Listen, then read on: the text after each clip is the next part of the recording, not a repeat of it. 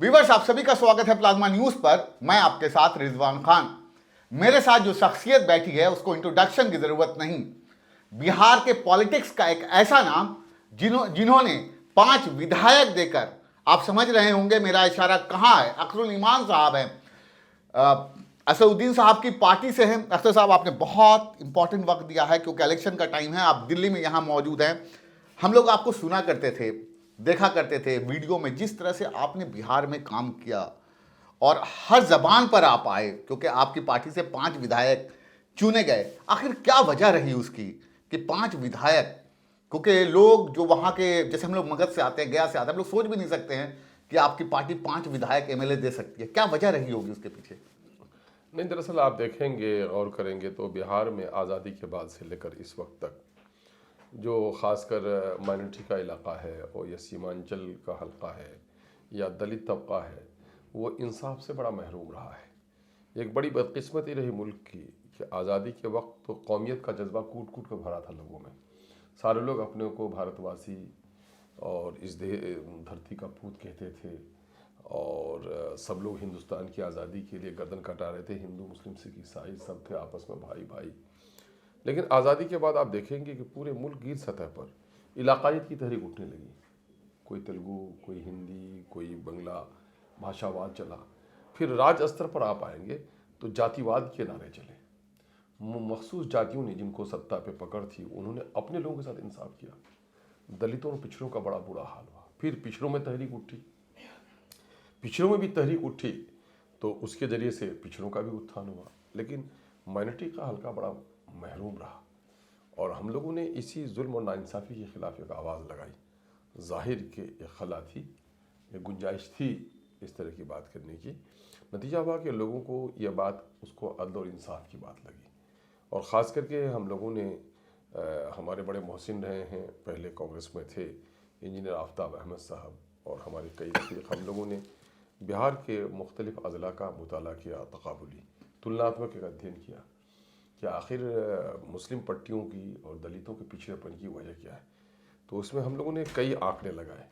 फ़ीकस आमदनी किस इलाके में क्या है, रोज़गार के मौक़े क्या है, स्कूलों की तादाद क्या है, थाना कितने हैं, है ना, तो हॉस्पिटल्स की तादाद क्या है और वहाँ जो यील्ड है, प्रोडक्शन है, उसकी सरह क्या है। तो आपको देखकर बड़ी हैरत होगी कि सीमांचल की इस पट्टी में लोगों के साथ बड़ी नाइंसाफ़ी हुई। स्कूलों की तादाद कम थी, हॉस्पिटल की तादाद कम थी, सैलाब की तबाहियाँ थी, लेकिन उसके तदारुक के लिए कोई अमल नहीं था।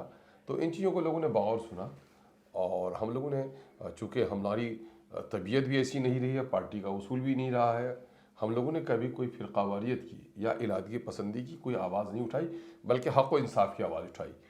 तो वहाँ की महरूम आबादी को महसूस हुआ कि ये हक़ की आवाज़ हमारी आवाज़ है और उसकी वजह से हम लोग को मकबूलियत मिली। आप लोगों ने देखा होगा कि मैंने doctor QH Khan classes, free classes announce किया। मैंने सर से भी बातचीत की कि हम लोगों ने 50 सीट्स पूरे बिहार में निकाली है। सर, आपने देखा, मैंने यतीम खाने को आज आपको वीडियोस दिखाया, क्या कहना चाहेंगे आप? नहीं, एक बड़ा काम है, एक बड़ा काम है। जुनू पा गया मंजिले काम रानी, खिरद रह गई हौसले आजमा कर। हमारे यहाँ जलसे जुलूसों की कसरत होती है, अमली तौर पर काम करने वाले लोग बहुत कम होते हैं। मैं गया के यतीम खानों से बाखबर हूँ, तालिब इल्मी के ज़माने से ही, कि एक बड़ा काम हुआ है। मैं MLA बना तो 2006-07 में आकर ख़ुद मैं देखने गया था इन इदारों को। मैंने देखा है वहाँ सैकड़ों यतीम बच्चे और बच्चियों के सर पर शफ़क़त भरे हाथ लोगों ने रखे हैं वहाँ पर। एक बड़ा काम है। ख़ासकर क़ी अहमद ख़ान साहब के जो कारनामे रहे हैं, उसको कई जहत से उसकी ख़बरें मिली। तो यकीनन है ये काम बड़ा नेक काम है। अल्लाह रब्बुल इज़्ज़त से मेरी दुआएं हैं कि जिन लोगों ने इस काम में बढ़ चढ़ कर हिस्सा लिया है, अल्लाह उन पर अपनी रहमतों का नुज़ुल फरमाए और इसकी तक़लीद होनी चाहिए। ये तो सिर्फ गया ज़िला में है और ज़ाहिर है कि बिहार की एक बड़ी कसीर आबादी के लिए ये 2-3 यतीम खाने ही काफ़ी नहीं होंगे। इस तरह यतीम बच्चों की किफ़ालत यकीनन है बड़ा नेक काम है और जिनके वालिदैन का साया उनके सर से उठ जाता है, ऐसे बेसहारा लोगों को जिन लोगों ने सहारा दिया है, यकीनन है वो तामीर मस्जिद के मीनारों से भी बड़ा काम है।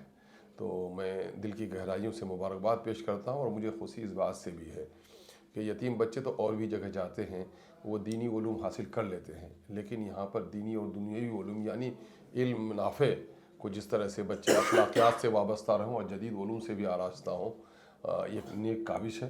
میں دل سے کی گہرائیوں سے، عمیق گہرائیوں سے اللہ سے دعا گو ہوں کہ یہ کام آگے بڑھے، پروان چڑھے۔ بالکل، اور میں نے سر سے کہا بھی ہے کہ کم سے کم آپ اپنے علاقے کے بچوں کو ضرور بھیجیے، ہم لوگ آپ کے ساتھ ہیں۔ جو غریب بچے ہیں، جو یہ کیونکہ ڈاکٹر کیوج خان ہمارے ساتھ والد صاحب تھے، ان کی طرف سے 50 سیٹس ہم لوگوں نے الگ رکھا ہے۔ جو آپ لوگ ذمہ دار لوگ ہیں، جو بھی آپ کہیں گے ہم لوگ بالکل اسی حساب سے بچوں کو بھی مدد کریں گے لوگ۔ میں تو آپ لوگوں کو مبارکباد دیتا ہوں کہ ایسے فرزندان چھوڑے مرحوم نے کہ آپ ان کے مشن کو آگے بڑھا رہے ہیں۔ میں اس کے لیے مبارکباد دیتا ہوں اور شکریہ ادا کرتا ہوں کہ آپ نے ہمیں بھی موقع دیا ہے۔ پچھلے دنوں ایک لمبا سلسلہ ہے، میں نے کافی یتیم بچوں کو کیرل کے آرفنیج میں بھیجا ہے، اور یتیم بچوں کا گھر یہاں علی گڑھ میں، جی جی بالکل، یہاں پر بھی ہمارے بچے ہوئے۔ نزدیک کا معاملہ ہے، انشاءاللہ میں پوری کوشش کروں گا کہ سیمانچل کی اس پٹی سے غریب اور یتیم بچوں کو یقیناً ہے کہ اس ادارے میں داخلہ کراؤں گا۔ انشاءاللہ آپ نے موقع دیا ہے، میں اس کے لیے آپ کا شکر گزار ہوں۔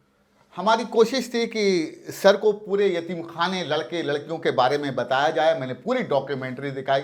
سر ہم نے ایجوکیشنل ویڈیوز بنائے ہیں، آپ نے بہت قیمتی وقت دیا ہے، اس کے لیے بہت بہت شکریہ۔ Thank you for watching plasma news.